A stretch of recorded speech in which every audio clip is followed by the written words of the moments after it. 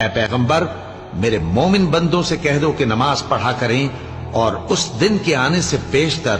جس میں نہ اعمال کا سودا ہوگا اور نہ دوستی کام آئے گی ہمارے دیے ہوئے مال میں سے پوشیدہ اور علانیہ خرچ کرتے رہیں۔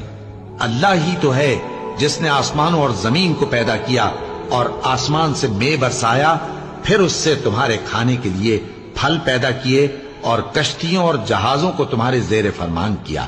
تاکہ وہ سمندر میں اس کے حکم سے چلیں،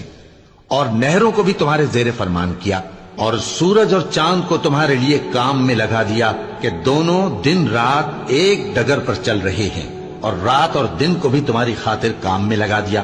اور جو کچھ تم نے مانگا سب میں سے تم کو عنایت کیا، اور اگر اللہ کے احسان گننے لگو تو شمار نہ کر سکو، مگر لوگ نعمتوں کا شکر نہیں کرتے۔